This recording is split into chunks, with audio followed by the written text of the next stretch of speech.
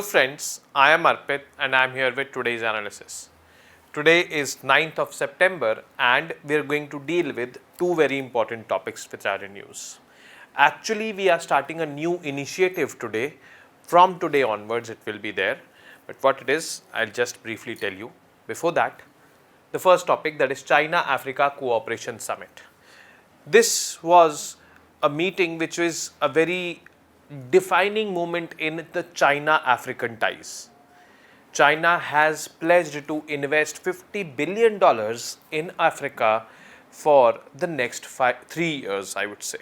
And this is a substantial shift. The increased amount of investments which is going into Africa from China is a cause of concern for India as well, because India as of now does not have so deep pockets that it can influence Africa. India, no doubt about this fact, has created its influence by including Africa in the G20, by investing in industries over there, helping them mining the products, helping them processing them, helping them in social sector development, helping them with vaccine diplomacy. But yes, this big amount of investment India is not able to put in Africa as compared to China.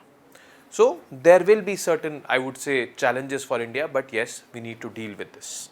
Next, the thing which we are starting from today is basically a new initiative, and that is going to be a theme which we will be discussing. Now, we will pick up a theme.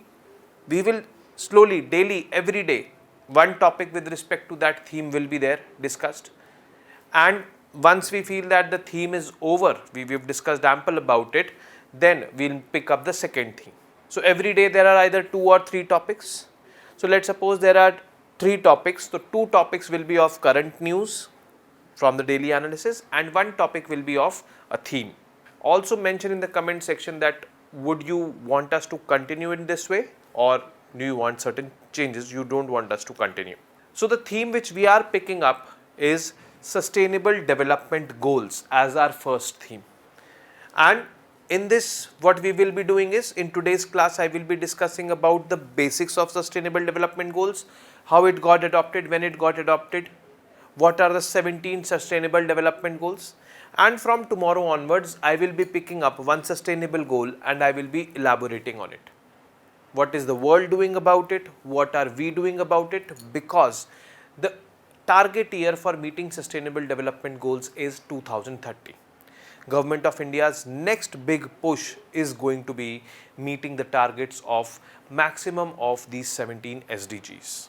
So it becomes very important for us in the examinations. And obviously MCQs will be based on the themes as well as the topics which we will be covering. Now, China-Africa Cooperation Summit. So on September 5, 2024, Chinese President Xi Jinping announced a $50 billion financial commitment to Africa over the next 3 years during a major China-Africa summit in Beijing. Now, what does this meeting aims at? This meeting aims to deepen cooperation in various sectors including infrastructure, trade and energy.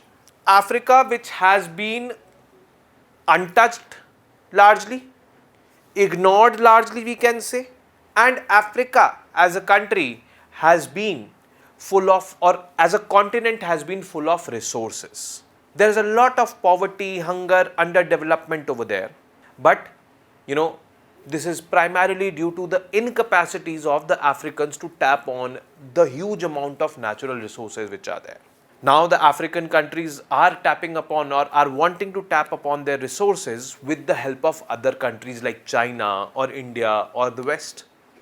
But they'll have to be very much watchful that this indulgence of outsiders in tapping the natural resources of Africa should not let African countries to be laid in debt traps, to be, or their sovereignties to be compromised. That should be taken care of. So China is, one such country which is going for this big push in Africa, $50 billion financial commitment over the next 3 years in African countries. It is there, and these African countries have adopted this Agenda 2063, that by 2063 they want to become a developed continent. They want to develop in almost all parameters of development which are defined as of now. Now, this summit was attended by over 50 African leaders, and UN Secretary General Antonio Guterres was also present in this particular meeting. Now, key announcements: financial support of $50.7 billion, that is 360 billion yuan, over the next 3 years. Breakdown: credit, over half of the pledged amount, means around $27-28 billion will be going as credit. Assistance: $11 billion in various types of aid will be going to Africa. Investment incentives: $10 billion through encouraging Chinese investments in Africa. If the African countries will be encouraging Chinese investments, so incentives will be given. Job creation: it promises to help create at least 1 million jobs in Africa. Military assistance: $141 million in grants, including training for 6,000 military personnel and 1,000 police and law enforcement officers. Now, many African countries are struggling with political turmoils also. In some places, one country is fighting with the other country, or in some places or in some countries, a civil war like situation is there. Now, in these kind of political uncertainties, your investments will not be, working properly for you. And this is a common sense which Chinese have applied, and that is why they are giving some part of this $50 billion or so as military grants or military assistance also, so that this money can uplift the military capabilities of African countries. Sectoral focus: infrastructure, expansion in transportation, including railways and ports. Agriculture, promoting agricultural exports and cooperation. Mining, increased investments in mineral resources will be there. Energy, emphasis on renewable energy projects and solar panel expansion. So, multiple dimensions in which these dimensions will be distributed. Deals and pledges with Zambia. So, there was a deal with respect to solar panels, deal between ZESCO, this is a company of Zambia, and Power China for expanding rooftop solar panels. Railways, progress on a railway project connecting Zambia to Tanzania with $1 billion pledged by China. Nigeria, infrastructure joint statement to deepen cooperation in transportation, ports and free trade zones. Tanzania, railway, commitment to advance a long stalled railway project linking Tanzania with Zambia. So, it is also enabling cross country connectivity. Zimbabwe, cooperation agreement on agriculture, mining, energy and transportation infrastructure. Avocado export, a lot of avocados grow in Zimbabwe, deal to allow fresh Zimbabwean avocados to be exported to China. The demand for avocados are increasing. This is a superfood having multiple sources of nutrients in it. The demand for avocado is increasing in India also, especially when the incomes rise, these kind of phenomena are witnessed. Kenya, market access, promises to open Chinese markets to Kenyan agricultural products. Infrastructure projects, expansion of the standard gauge railways and the Rironi Mau Summit Malaba motorway with a projected cost of $1.2 billion in Kenya. Geopolitical and economic context of this particular deal. China's economic strategy, resource access. China seeks to tap into Africa's vast natural resources, including copper, gold, lithium and rare earth minerals. Debt concerns. China's loans to African countries have led to significant debt, with some controversy over debt sustainability. So, China is known for causing these, I would say, supply chain, or I would say these, debt traps. So, this is there. Geopolitical considerations, US-China competition. Beijing's strategy may be influenced by the broader geopolitical context, including competition with United States. Domestic issues, economic challenges in China might be reshaping its approach to the international financing. African policy developments. So, African countries are wanting to diversify. African countries are moving away from a pit to port model, focusing on adding value to their mineral resources. This we studied in Saturday's video as well. The pit to port model is a comprehensive approach to managing and optimizing the entire process of mineral extraction. It is not only about extraction. After extracting, processing it, value adding in it, making it ready to use, or making it convert into finished goods and then trading in those finished goods. That is pit to port model. processing and transportation from the mining sites, the pit, to the port where the minerals are exported or delivered for further use. Policy initiatives, countries like Tanzania, Zimbabwe and Ghana are developing policies to enhance local benefits from mineral resources.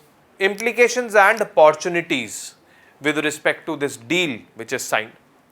Strengthened China-Africa ties, no doubt money is the biggest enabler, and here a huge amount of money has been pledged by China. So definitely it will strengthen the China and African ties.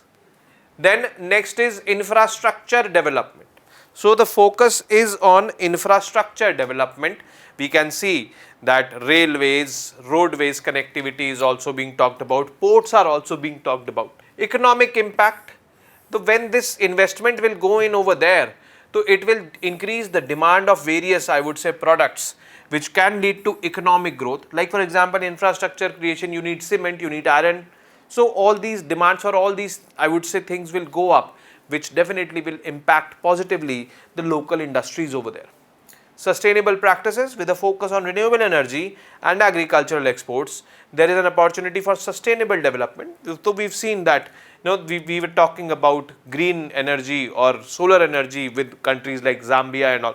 Impact on India, that is something which we need to know deeply.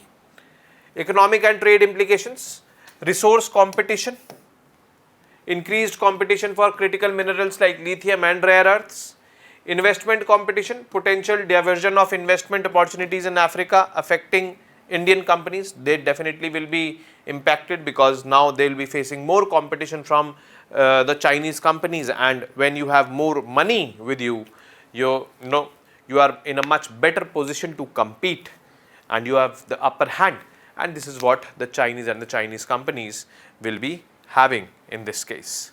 Geopolitical and strategic considerations, shift in influence, potential shift in geopolitical dynamics and influence in Africa. This tilt now will be towards China. We definitely are in good books of Africa. We've helped Africa whenever Africa has needed it, whether it be vaccine diplomacy or it be inclusion in the G20 or focusing on their social sector development. India has stood by. But, this big push of granting financial assistance, $50 billion, which obviously India as of now cannot go for it. So that is going to be a bit, I would say, challenging for India. US-China dynamics, influence on broader US-China competition and India's strategic positioning amidst this. Opportunities and challenges for India. Opportunity is diplomatic engagement, need to enhance diplomatic and economic ties with African countries, obviously. Collaborative projects, potential for joint ventures with China. So, like for example, CNPC of China, that is China National Petroleum Corporation, and ONGC of India, they have already established a joint venture, and that joint venture is working in Far East Russia. There also talks about this joint venture working in Africa. So this can be sought. Debt implications, need to consider the impact of African debt from Chinese loans on regional stability. So we need to make them aware, the African countries, be aware, debt trap should not be there, like what happened in Sri Lanka might not be there in your country, because if that happens, again there will be problem for the entire regional stability, which obviously will impact India nonetheless. Sectoral focus and specific impacts, infrastructure and energy, opportunity to compete in and collaborate on renewable energy projects. Many of these countries are part of the International Solar Alliance, which was promoted by India. Agriculture, potential to access new markets for Indian agricultural products. Mining, need to adjust strategies for securing mineral resources and explore the critical minerals from there and alternative sources also. So this we covered on Saturday. So this is all what India needs to look into and take care of the growing Chinese, I would say, presence in the African continent. So this is how it is. Now next is this, our theme. When we talk about our theme, so we are going to daily have one topic from the theme which we will be continuing. Unless and until we have a substantial holistic information about that theme with us, we'll not wind it up. I'll be telling you, this is basically the end of the theme. Now here, the first theme which we will be picking up is Sustainable Development Goals, and as we know that Sustainable Development Goals were adopted in 2015, having the post 2015 developmental agenda, target year 2030. Were these kind of goals the first ever time that we were adopting such kind of goals? No. 2000 we adopted Millennium Development Goals. The target year was 2015. Now 2015 SDGs, target year 2030. So we will be picking up these SDGs from tomorrow onwards. I will be starting with SDG 1. Every day I will be covering 1 or 2 SDGs as per theme, and I will be covering the remaining topics, 1, 2 or 3 topics which will be there for news or which will be there important in the news. Now here in SDGs we have a clear roadmap that we have to complete 17 SDGs. So these 17 may take 17 days or may take 15 days, like this. Once this theme is complete, I will be moving on to other themes. What will be the other themes? I will announce at the end of when we will be ending this particular theme. Okay. Now, if you see and look at the Sustainable Development Goals, there are 17 Sustainable Development Goals which are mentioned in this particular picture. First is no poverty, second is zero hunger, third is good health and well-being, fourth is quality education, fifth is gender equality, sixth is clean water and sanitation, seventh is affordable and clean energy, eighth is decent work and economic growth, ninth industry, innovation and infrastructure, 10th reduced inequalities, 11th sustainable cities and communities, 12th responsible consumption and production, climate action is 13th, 14th is life below water, 15th is life on land, 16th is peace, justice and strong institutions, and 17th is partnership for the goals. So one by one we will be picking up. We will be seeing what is the global outlook on this particular goal and what are the efforts, or I would say things done by India to meet these goals, because we are nearing 2030, just we are 6 years away from it, and obviously the government's focus in the next 5-6 years will be on these sustainable development goals. So why not our focus is turned over there? So that is the main reason why I picked up this as the first theme. But yes, before getting into the basics of sustainable development goals, what were Millennium Development Goals? We need to know that as well, because that will complete our picture, and from Millennium Development Goals we can correlate with the sustainable development goals. These are a set of, or were a set of 8 goals, because now these Millennium Development Goals rolled out in the year 2000 and the target year was 2015. Established by the United Nations in 2000. Why? Because we were entering into a new millennium. So Millennium Development Goals these were. These goals were adopted by all 189 UN member states. At that time there were 189, now there are 193 members. Okay. And as a framework for global development efforts during the first decade of 21st century. The 8 MDGs were: first, eradicate extreme poverty and hunger. Basically, the aim was to halve the proportion of people living in extreme poverty and hunger by 2015. So the aim was not completely eradicating, but yes, reducing it to half by 2015. Second was achieve universal primary education. This goal aimed to ensure that all children, boys and girls, completed a full course of primary education by 2015. So first, poverty hunger, second goal with respect to education. Third goal was promoting gender equality and empower women. This goal aimed to eliminate gender disparities in primary and secondary education by 2005 and in all levels of education by 2015. But unfortunately in India, this has not happened. Fourth was with respect to reducing child mortality. Basically, this was about health. This goal aimed to reduce child mortality rates by 2/3 between 1990 and 2015. Child mortality is the number of children below 5 years of age who are dying. Improve maternal health. This goal aimed to reduce maternal mortality rates. Maternal mortality rate is basically number of women dying while giving childbirth per 1000 population, per 1000 live birth of that particular area. So that is maternal mortality rate. This was talking about child mortality or infant mortality. This was talking about maternal mortality. Both these are there with respect to health. Next is combat HIV, AIDS, malaria and other diseases. This goal aimed to halt spread of HIV, AIDS and malaria and begin to reverse the incidence of these diseases by 2015. So again, health, this is, or these three are related to health. This women empowerment and education. The second one which we thought or which we learned was again education. First was about poverty and hunger. Ensure environmental sustainability. The next, the goal aimed to ensure that sustainable development was achieved by 2015.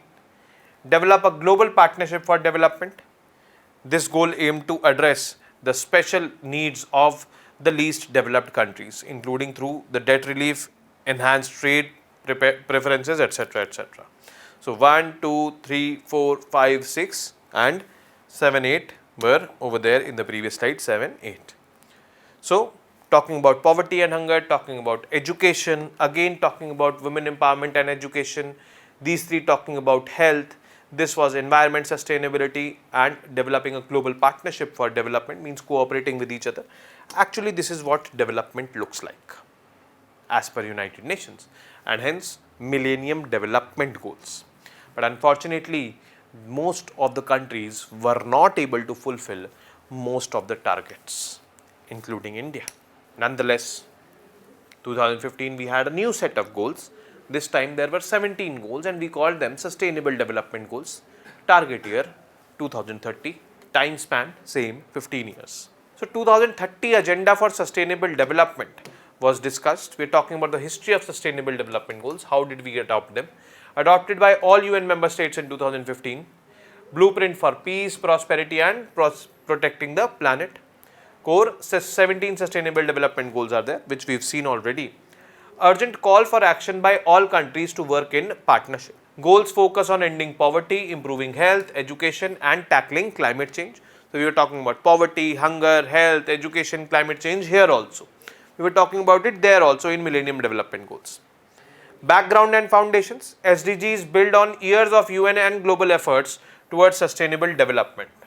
So it was not like just in a click of a moment these SDGs were adopted, formulated in 2015. The United Nations had been working towards these goals, formulating these goals over the years. Actually in June 1992, when the Rio Earth Summit happened, in Rio de Janeiro, it led to the adoption of Agenda 21. Agenda 21 was the agenda for 21st century, which we should be following for sustainable development. In 2000, the Millennium Summit led the creation of Millennium Development Goals, targeting extreme poverty reduction by 2015. And in Millennium Development Goals also we talked about sustainable development. Sustainable development, to define it, it is simple that development in the present, keeping in mind or keeping in consideration the capacities of the future generations to develop. Those should not be compromised. Third is key milestones. In 2002, World Summit on Sustainable Development in South Africa reaffirmed commitments to poverty eradication and environmental protection. In 2012, there was this Rio Plus 20 conference launched, the process for developing the SDGs and creation of UN high-level political forum on sustainable development. So in 2012, we started formulating SDGs. 2013, General Assembly established a 30-member open working group to propose SDGs. Adoption of SDGs was finally done in the year 2015. It marked a major year for global agreements. Other global agreements which were signed in 2015 was Sendai Framework for Disaster Risk Reduction. March 2015 it was signed. Addis Ababa Action Agenda on Financing for Development. 2015 July it was signed. 2030 Agenda for Sustainable Development with 17 SDGs. This was adopted and here SDGs were adopted. Okay. And this was a summit in September 2015 known as UN Sustainable Development Summit. And last was Paris Agreement on Climate Change. This happened in December 2015. Again, a landmark, I would say, event that was. Implementation and support. The high-level political forum now serves as the main platform for reviewing SDG progress. So they yearly publish a report, the Sustainable Development Goals Progress Report. It is like this, and where each country is assessed on each of the 17 goals how it is performing. The Division for Sustainable Development Goals under UNDESA supports the implementation and capacity building for SDGs. DSDG helps evaluate and advocate for the successful implementation of the 2030 agenda, focusing on global issues like water, energy, climate and partnership. The global commitment, all stakeholders including governments and civil society are encouraged to commit to achieving these global goals. The agenda is titled Transforming Our World, the 2030 Agenda for Sustainable Development. It is a non-binding framework. It is not like those countries who are not able to achieve it will be punished. No, nothing like this. It is non-binding. That should be understood. So with this we come to basically the end of today's explanation, and tomorrow we will be starting with SDG 1. What are the global, I would say, outlook towards it? What is India doing with respect to it? All these things we will be discussing. Now the MCQs. Consider the following statements and mark the correct one. China has pledged to give 50 billion USD as credit to the African countries in the next 3 years. China will invest this amount in infrastructure creation only. Only one, only two, both 1 and 2, neither 1 nor 2. These are the options from which you have to mark. ZESCO, a private company dealing in renewable energy, belongs to which country? Tanzania, South Africa, Zambia, Zimbabwe. Relatively a simple question, but yes, you will have to dig deep from the content of today. Third, consider the following statements with respect to MDGs and SDGs and mark the correct one. MDG aimed at reducing poverty and hunger, while SDG aims at zero hunger. Second is MDG and SDG have the target year of completion as 2030 and 2050 respectively. So, out of these, which are correct? When and why was Agenda 21 adopted? 1992 for rapid economic growth, 1992 for sustainable development, 2015 for eradicating poverty and hunger, 2000 for achieving MDGs in the 21st century. So, carefully answer this. Now coming to the MCQs of 7th December, answers to this has to be discussed. Which of the following can be categorized as a critical mineral in India? Critical minerals, very much important for the socio-economic growth of the country in the present day era, and a lot of, I would say, elements are, or I would say a lot of products are dependent upon these critical minerals. So petroleum, no. Coal, no. Titanium also not, but graphite, yes, it is categorized as a critical mineral. So D is going to be the correct answer for this. Which of the following are objectives of India's critical mineral mission? Prioritize recycling, yes, they are talking about recycling in critical minerals so that the need for mining reduces. Incentivizing overseas acquisition, yes, the formation of Kabil, that particular organization which aims at forging global ties and for mining of critical minerals has been formulated. So these both are there. Apart from it, third was increasing the production and productivity of the critical minerals. So C, both 1 and 2 are going to be the correct option for this. Which country is in Africa is known for cobalt mining? So this question was from the map which we had in that. It was not Ivory Coast, it was not Mali, it was only Morocco. So since it was not Mali, so D option is also wrong. It was Morocco where cobalt is found, and we are extracting cobalt from there and importing it into India. Consider the following statements and mark the correct one. India's import of minerals from Africa is more than half of the total trade with Africa. No, it is not more than half of the total trade, it is less than half of the total trade. So this statement is wrong. So let me tell you that the total trade between India and Africa is somewhere about $98 billion, and $43 billion are mineral trade. So 98's half is actually 49.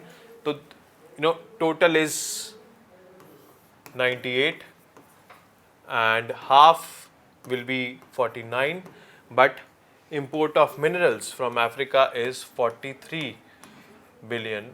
So this statement is wrong. African countries are also looking to adopt practices beyond mining, that is processing of mined minerals, etc. Yes, pit to port is this only. This statement is correct. So only B is going to be the correct, only 2 is going to be the correct option, that is B is going to be the correct option of this particular, I would say, statement. Now with this we come to an end of today's session, and do mention in the comment section if you find anything disturbing with respect to the themes. If it is fine, it is okay, don't comment. And that is it from my end. I will be seeing you tomorrow now with more such informative news pieces. Till then, you guys very well know what to do. Not repeating it today. Namaste. Jai Hind.